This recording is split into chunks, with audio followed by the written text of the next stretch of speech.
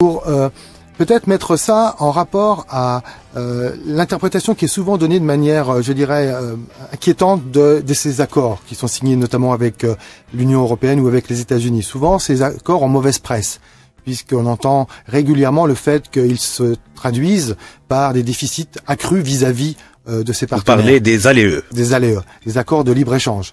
Et là, vous voyez que, en fait, lorsque l'on se pose ces questions, on regarde uniquement la balance commerciale. Donc, effectivement, on observe qu'il y a des échanges, un déséquilibre des échanges. Mais ces déséquilibres des échanges peuvent être financés par les mouvements de capitaux. Oui. Et donc, si l'accord de libre-échange avec les États-Unis facilite l'arrivée d'investissements directs étrangers américains au Maroc, créateur d'emplois en plus, créateur d'emplois, créateur de transferts de technologies, créateur de beaucoup d'éléments bénéfiques pour l'économie américaine, pour l'économie marocaine. Vous voyez que ce déséquilibre lui-même ne devrait pas être source d'inquiétude s'il est financé par ces types de financement durable qui bénéficient à l'économie locale.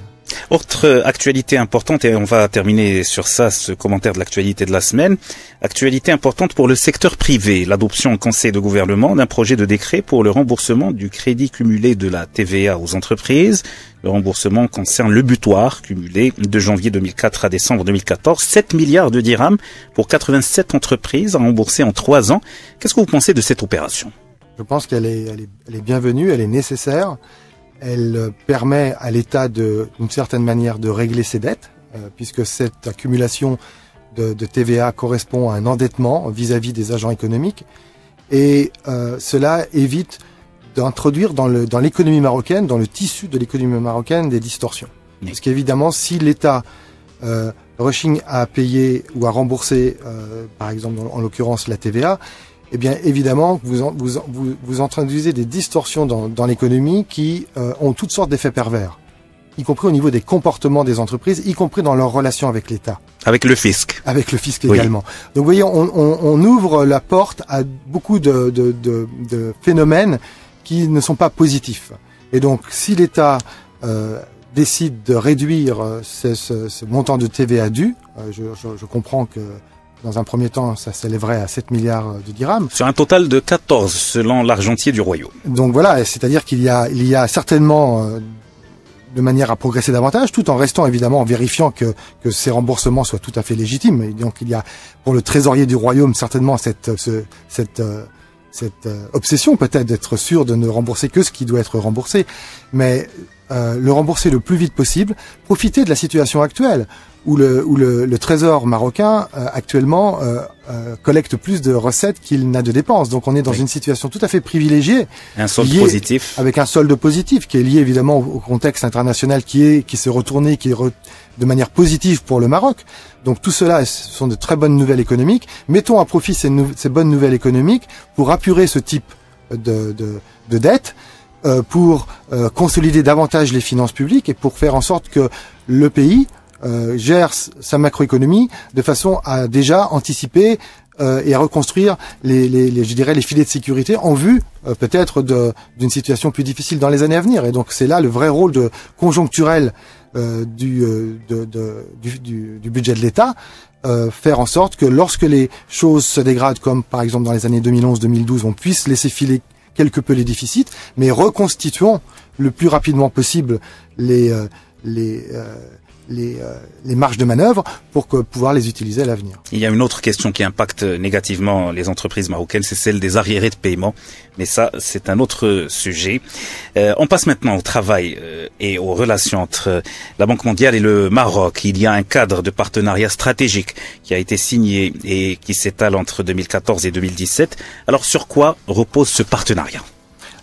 Alors, le partenariat vise essentiellement à dialoguer avec les autorités marocaines, avec la société civile, avec tous les représentants de différents groupes et associations pour d'abord comprendre quels sont les besoins de l'économie marocaine, quels sont les besoins de réforme, quels sont les besoins en termes de soutien analytique, soutien en termes d'assistance technique et soutien financier. Donc une vaste palette d'instruments qui peuvent être mobilisés par la Banque mondiale. Et pour que nous puissions nous organiser avec les autorités sur les thèmes principaux, on évalue, on discute ensemble sur les principaux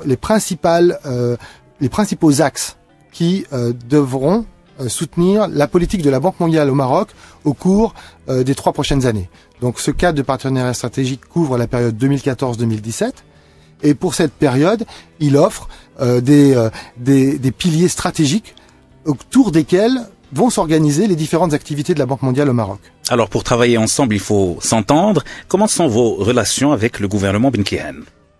Les relations sont excellentes. D'ailleurs, ce partenariat stratégique a été discuté avec le gouvernement actuel et il y a eu une très forte concordance, je dirais, de vues quant aux besoins du pays. Je mentionnais les 3 axes que l'on a retenus. Je vais les mentionner juste pour que vos éditeurs voient de manière un peu plus concrète de quoi on parle. Oui. Le premier axe, c'est essentiellement revenir à ce que je disais auparavant, la compétitivité. Donc promouvoir la compétitivité du pays, promouvoir donc une croissance que l'on souhaite plus inclusive. Donc il y a la dimension croissance et la dimension inclusion. Donc ça, c'est le premier axe. Le deuxième axe, c'est construire un avenir vert et résilient. Donc ça, évidemment, ça fait écho à toute la politique vis-à-vis des énergies renouvelables. Mais au-delà des énergies renouvelables, c'est la préservation de l'environnement, de faire en sorte que cette croissance que l'on souhaite plus forte, plus rapide, ne se fasse pas au détriment de la dégradation de l'environnement. Développement durable, donc. Exactement, développement durable. Et le troisième axe, c'est lié là plus, je dirais, aux opérations propres de l'État, c'est la gouvernance institutionnelle du pays, pour qu'il y ait une fourniture de services publics à la population qui s'améliore et que la population ait plus son mot à dire, peut-être aussi sur la qualité de ces services publics. L'autre institution de Bretton Woods, le FMI, a plusieurs fois salué les réformes menées par ce gouvernement, le Fonds monétaire international, qui prévoit un taux de croissance de 4,4 pour l'économie marocaine en 2015. Quelles sont les prévisions de la Banque mondiale, Jean-Pierre Chauffour?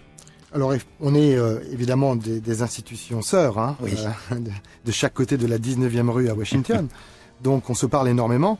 Et on échange, notamment lorsque les missions du Fonds monétaire se rendent ici au Maroc. Et nos points de vue sont similaires sur la situation à court terme, y compris même à moyen terme de l'économie marocaine. Il devrait effectivement y avoir un rebond cette année de l'économie lié à des facteurs internes, à commencer par la dimension agricole. Donc l'agriculture qui a eu une année difficile l'an passé, avec une contraction de la production agricole de près de 1,3%, je crois, oui. Qui a fait que le taux de croissance est inscrit à 2,5, 2,6%, donc en dessous de 3%. Et je pense que le 3%, c'est vraiment le minimum qu'il faut pour que les Marocains perçoivent une amélioration de leur niveau de vie. Donc on devrait cette année, en 2015, cette fois-ci avoir l'effet bénéfique des pluies que l'on a eues depuis l'automne, qui devrait se traduire par une bonne campagne céréalière notamment. Donc on aura ce soutien qui vient de l'agriculture, avec un rebond de l'agriculture qui est estimé à près de 4%.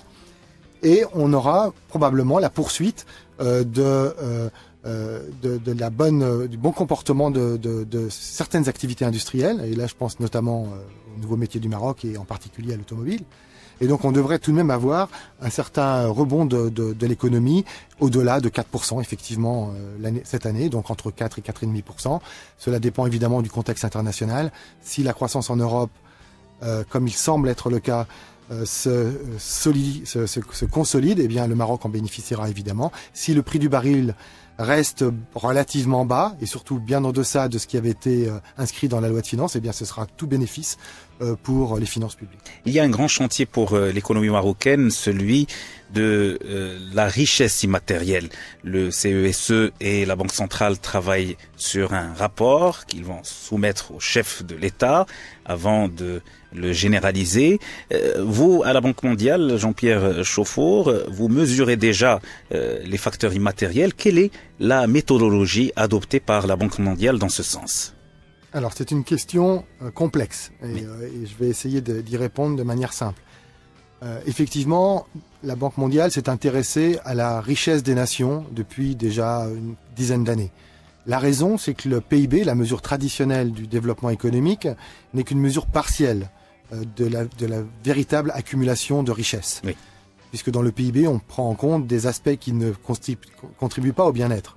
Par exemple, lorsque l'on a des accidents de la route, cela occasionne toutes sortes d'activités de réparation des personnes et des automobiles qui évidemment ne contribuent pas au bien-être. Par ailleurs, dans le PIB, vous ne mesurez pas beaucoup d'activités non marchandes, vous ne mesurez pas non plus les dégradations qui peuvent être de l'environnement.